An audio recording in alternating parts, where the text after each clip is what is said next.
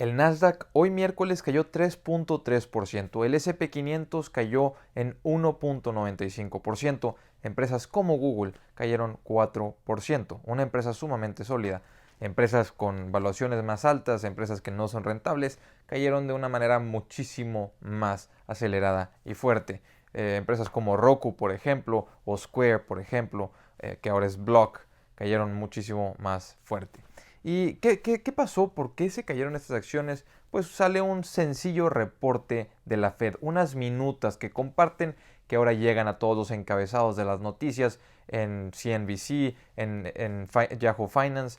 ¿Y qué dicen estas notas? ¿Qué dice el reporte? Pues nos hablan de las preocupaciones que tiene la Fed. Y estas preocupaciones hacen que la Fed tenga que ponerse en una posición muchísimo más agresiva. De lo que vamos a hablar en este video, entonces, es solamente de qué preocupa a la Fed, qué opino de este reporte, cuál es mi opinión a futuro sobre todo esto, qué puede pasar, qué acciones se pueden ver beneficiadas, cuáles se pueden ver más afectadas.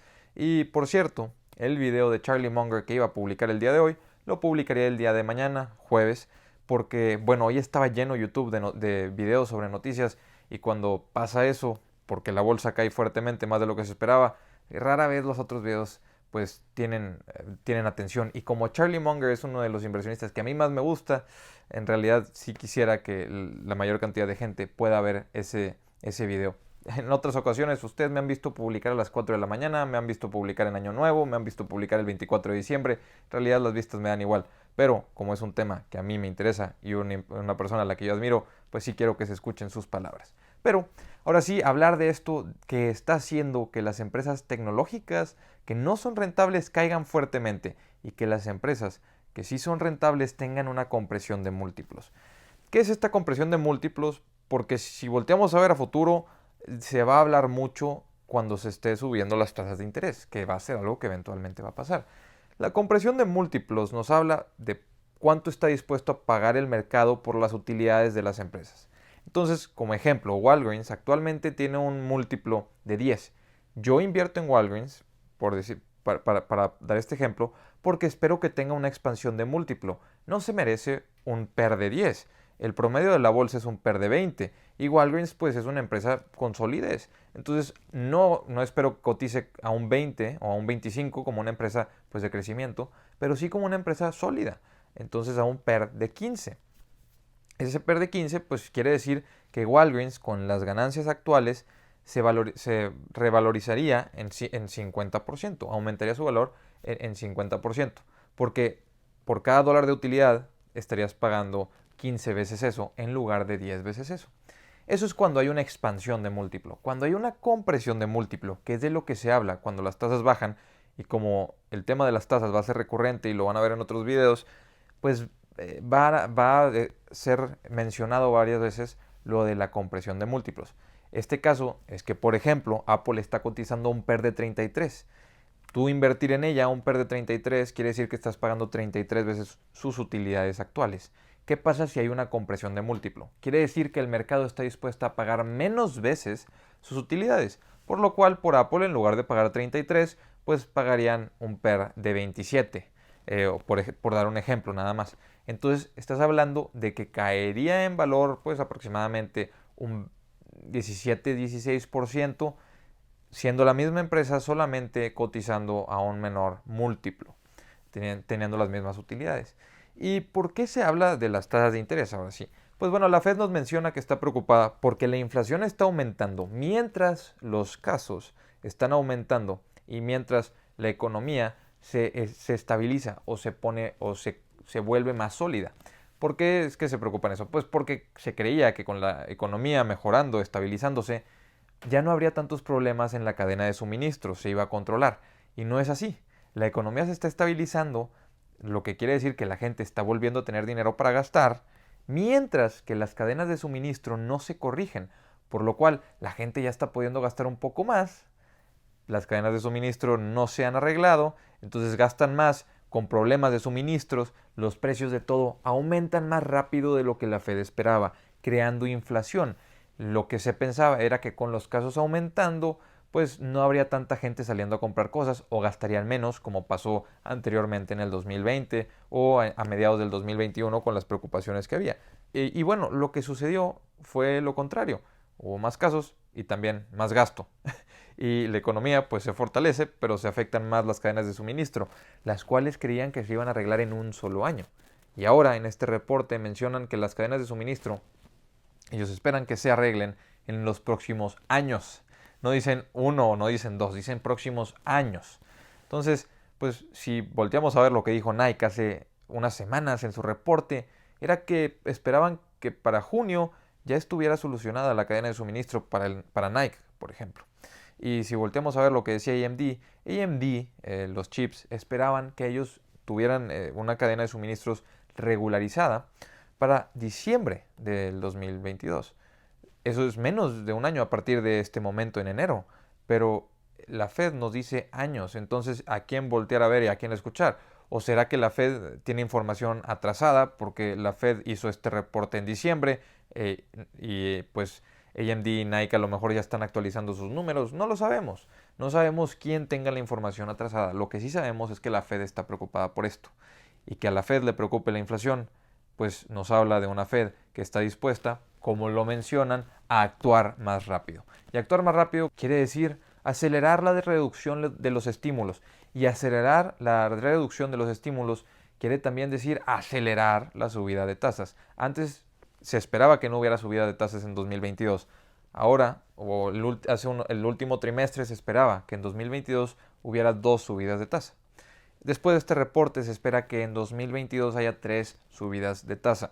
Y como dice Warren Buffett, las tasas de interés son como gravedad para las acciones. He ahí la compresión de múltiplos. No importa que las empresas sigan ganando lo mismo, si te suben las tasas, la gente está dispuesta a invertir menos en bolsa, se regresa un poco más a bonos. Y no solo ese es el caso. El tema también es que cuando subes las tasas, las empresas que tienen deuda variable, las cuales son la enorme mayoría, pues ganan menos dinero porque pagan más dinero en intereses. Por lo cual podríamos creer que con esta subida de tasas, ya que las empresas van a pagar más en préstamos, los bancos ganarían más. Y en un ambiente normal eso es totalmente cierto. Si las tasas suben, los bancos ganan más, tienen mejor margen. Pero la Fed también empieza a decir que con esta subida de tasas, la economía pues avanzando, pero la inflación haciéndolo también a un paso un poco más descontrolado de lo que se esperaba, puede significar desestabilidad financiera. Y la desestabilidad financiera es la otra forma que utiliza la Fed para decir recesión. Entonces, se piensa o se podría pensar después de lo que estaba leyendo en los artículos, se puede empezar a pensar que la Fed tiene miedo de recesión, por lo cual quieren actuar rápido para evitar esa desestabilización financiera. Y si hay una recesión, los bancos ganan menos, dan menos préstamos, pues se vuelve una cadena de problemas para el sector financiero. Eso es una recesión. El tema es que pues eso solamente es preocupaciones de la Fed y te están diciendo que ellos ya van a actuar. Entonces hay de dos, o la Fed está sobre reaccionando o las preocupaciones tienen fundamento. Y si esas preocupaciones tienen fundamento, entonces la venta de las acciones el día de hoy también lo tiene. Para mí, estos comentarios de la Fed o estas minutas de la Fed en las que mencionan que la inflación podría comenzar a corregirse en los próximos 2 años, ya no en un año, ya no en los próximos meses, sino en los próximos 2 años, es un mensaje que se trata de estabilizar al mercado desde este momento, que trata de preparar al mercado para las subidas de tasas. Preparar al mercado quiere decir que no habrá pánico en el futuro. Entonces, si el mercado comienza a descontar esas malas noticias futuras en el presente, puede ser una oportunidad de inversión. Así es como lo puedo interpretar. Pero también está la otra, de que pues estas preocupaciones de la Fed se vuelvan realidad y que el tiempo en el que ellos empiecen a subir las tasas no sea lo suficientemente rápido y se descontrole la inflación.